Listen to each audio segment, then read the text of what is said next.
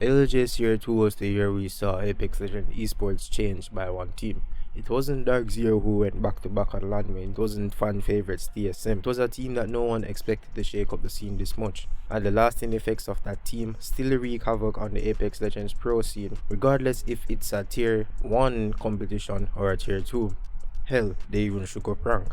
And that team is Furia, a team that wasn't on anyone's radar going into year 2 of LGS. Not the fan favorites, a team that came out of nowhere and decided that they are here to stay and made their landmark statement at LAN.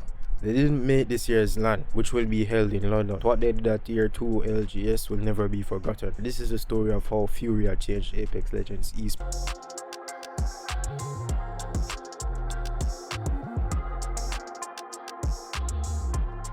Furia before and during year 2 ALGS was a poorly performing team that consisted of Tech, Hakalo and Zera Tricky. They were consistently placing in 20th to 15th place in ALGS qualifiers, and eventually Hakalo was dropped and Panders, a controller player, was picked up, who was previously a part of Ghost Gaming and was brought in as their designated fragger. But regardless of this change, they still placed poorly with Tech as their IGL. A decision was made to bring in his Watson on May 7th to compete in the last chance qualifiers for LAN.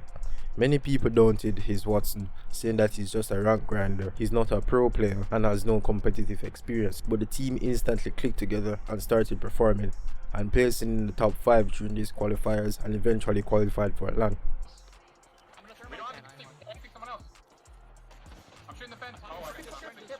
Careful. Bubble in 20. Just careful. Yeah, there's no one on our side of the fence. Yeah, we can. Don't get. They have a really good spot here. Another ult. Another give me ult. Another give me ult. Take your 2 ult kills, I think. First place team is dead. This is our game. It's easy. Yeah. Won't have give ult, I don't think. Maybe. Anybody who jumps over. Ultimate height. Okay, just watch the. Careful climbing there. There's one out there. You're good on me. You're good on me. We're about to win this game. I'm throwing an arc. Maybe it doesn't. We need to climb this. We need to climb this now. Climb it now. It's the last 2 spots. Okay, nice drop. We actually won that game. Holy fuck. Good. Damn, he's making me eat my words right now. But let's be real. Like honestly, they played that well, but let's be real. Every other team that was stupid as fuck just to ape in train station, they just went in third party. Like G2, Manus' team, whoever the fuck else like aped to the train station, just literally just gave them a free game. This is the freest game ever. I don't know, this is stupid as fuck.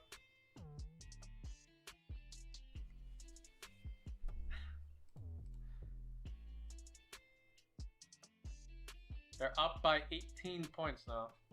Another team is up by 16 points. Or everyone's about to be playing fucking ranked right now. Zigio, thanks for the 14 months. Everyone's gonna be playing ranked. With this new team, Furia was going to LAN with a lot of doubters, mainly because they were an org that had nothing to show its existence in Apex Legends, even before his Watts. The team barely managed to place top 5 in C-tier tournaments, and they were going up against stacked teams at LAN, such as TSM, who was the largest fan base in Apex Legends. So Furia had a lot of eyes on them for this LAN, and how they would prove their doubters wrong.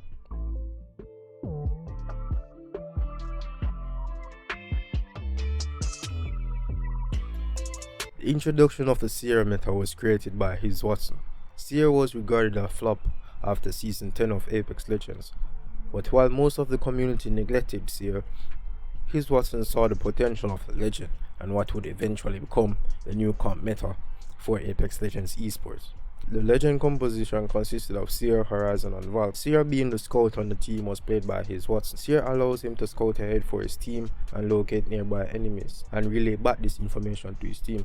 Unlike Bloodhound, whose scans are tied into their tactical, Seer's scans, well, the second most powerful part of his scans is that his heartbeat sensor is built into his passive.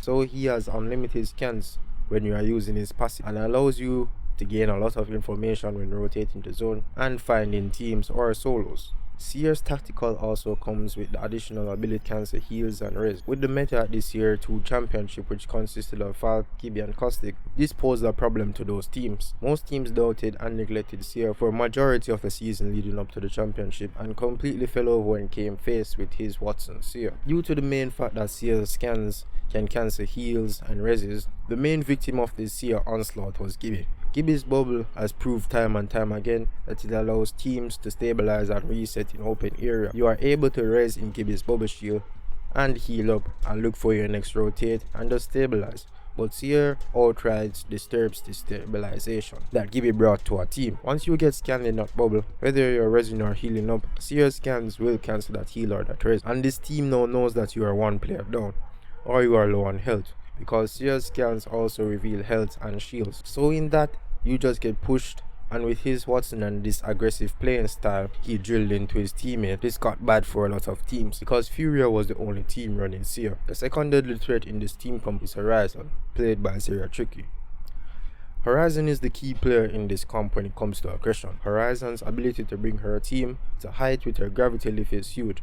Most times, if not all, Furia will always use her gravity lift to engage in fights. It may be on height or it may be out in the open, it doesn't matter. They are able to have full vertical play for the full team, also able to play 3-dimensional angles and take a heightened perspective off the battlefield. In most fights you want to engage when you do enough damage or even down one. If that team is above you and you have no Horzion, you have to either let your Valk fly up, which will get them killed, or you climb up on them as a 3-man.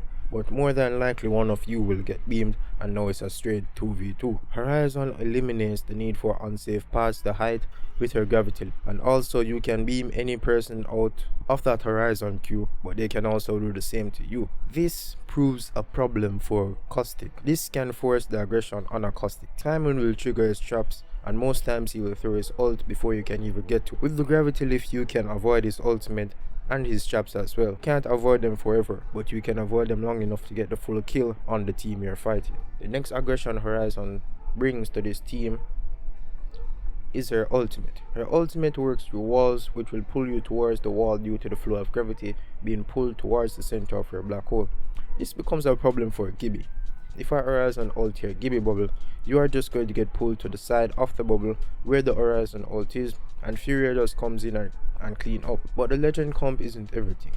Furia was the only team playing this comp at long time, and vastly countered every team who were playing the Gibby Valk with the aggression that his wasn't instilled in his team and their quick rotations to zone due to Valk. What Furia did with this legend comp was to completely counter the meta that was going into year 2 of ALGS. Counter would be a nice way of put, but they completely obliterated that meta. And even though they didn't win LAN and came second place, their impact on the Apex Legends scene still lasts to this day. Every team now runs the Furia comp, terrorizing every single region in Apex Legends. Furia terrorized year 2 LAN, and well, they had fun doing it and changed Apex Legends esports.